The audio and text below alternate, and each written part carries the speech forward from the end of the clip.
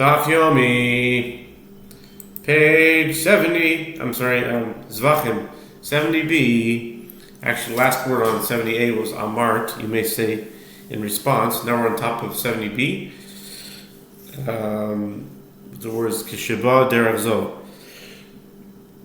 Kishiba Derazol, he b'toira, Kishiba Derazol, he b'tomea, Tamadamra, Tvefa, Mishiyesh, B'mina Trepa.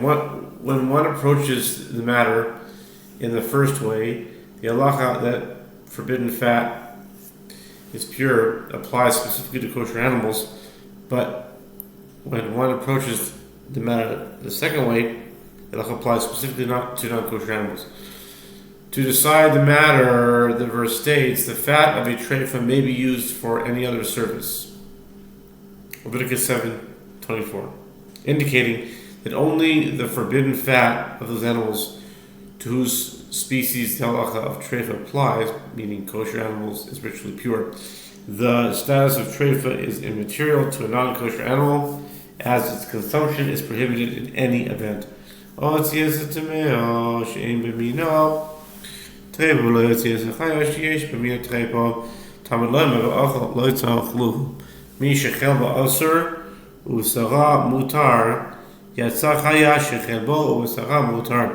The Braita concludes, one might still assume that I will exclude from this halacha only the forbidden fat of a carcass of a non-kosher animal, as the halacha of a treifa does not apply to its species, but I will not exclude the fat of the carcass of an undomesticated kosher animal, as the halacha of a treifa applies to its species. Therefore, the verse states in conclusion, but you shall in no way eat of it, indicating that the reference is only to animals whose fat is forbidden for consumption if slaughtered, but whose meat is permitted, meaning kosher domesticated animals. Excluded are kosher undomesticated animals whose fat and meat are both permitted for consumption. Amar le Rav Yaakov bar Abba le Ravi, Elo mi'az nivras behema, Tohiro, ki dim tamo nivras behema, Melo mitamo malei, Kama savish shabei shto ba, Sefer atan le nivras oif tame.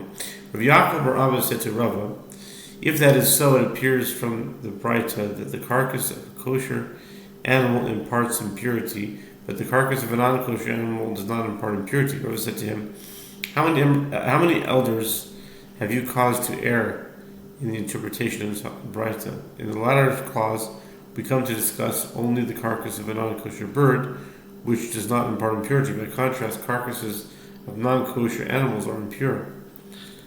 Amar Rav Yochanan, Lo tiher Rav Meir ela beit mimin, aval ba'ale mumin lo.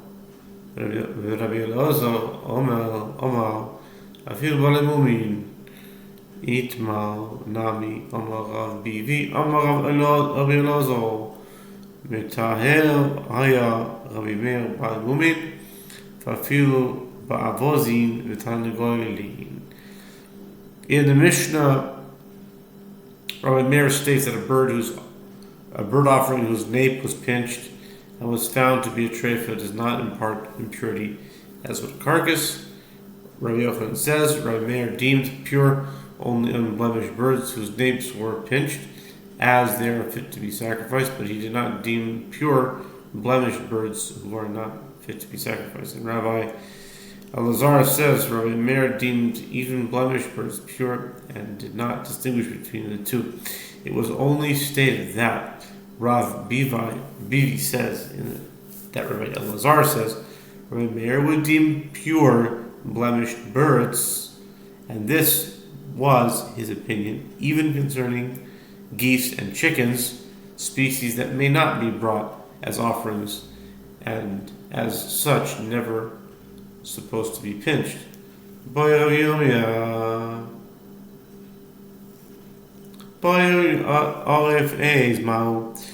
Yirmiyah raises a dilemma. According to Rabbi Elazar's understanding of Rabbi Meir's opinion, What is the halacha with regard to one who broke the neck of a goat? Does the impurity of animal carcasses apply? The breaking of the neck is considered the proper procedure in certain cases, as the Torah commands that a heifer's neck be broken if a murdered body is found between two cities and the identity of the murderer is unknown. See Deuteronomy 21 verse 4.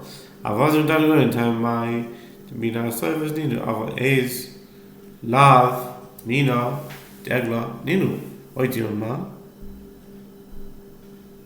mina debehu. One could claim, what is the reason that geese and chickens are pure if their napes are pinched? It is because they are species of birds, and the napes of some birds are pinched. But a goat is not of the same species as a heifer, as goats are considered small livestock, whereas cattle are large livestock. Or perhaps one could claim, since a goat is still a species of domesticated animal, it is similar enough to a heifer that the breaking of its neck prevents it from imparting impurity as a carcass. Yasser Radimi V'Kavula Yashmai Samole Abaye Vikla Degla V'Toyri Amarle in Amri Dever Rabiana Kaparek Ziba Kadashim. Radimi was sitting and saying this halacha, this dilemma arises to him. By inference from this dilemma, it seems that you assume that a heifer whose neck is broken is itself pure and does not impart impurity, as would a carcass. Rav Dini said to him, indeed, as the sages of the school of Yana would say, since the language of atonement is written with regard to the heifer whose neck is broken, in the verse, forgive, Lord, your people Israel, Deuteronomy 21:8, just as atonement is written with regard to sacrificial animals, the breaking of the heifer's neck is equivalent to the pinching of the nape of a burnt offering, and breaking its neck prevents the heifer from imparting ritual impurity.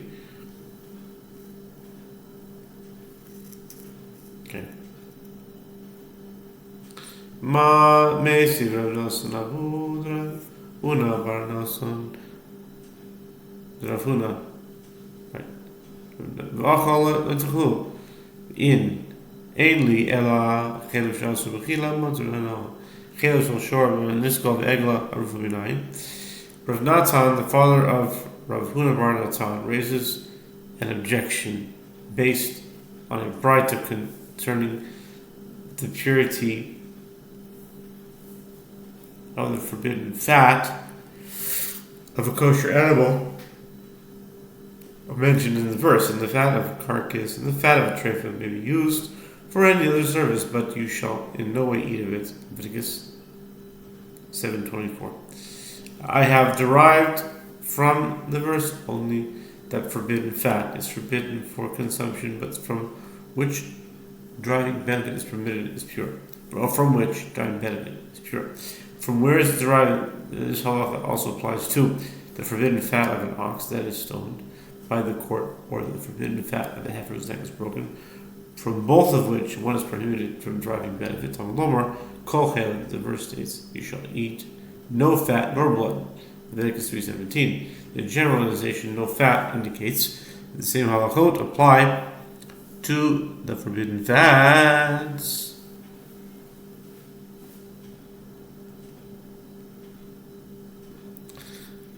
Of all domesticated kosher animals, including those from which one is prohibited from drawing benefit.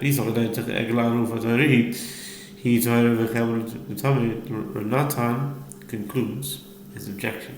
And if it enters your mind that the meat of a heifer whose neck is broken is pure, why must the verse teach us that it is forbidden fat? It's forbidden fat is pure. Could one entertain a possibility that its meat is pure but its forbidden fat is impure? The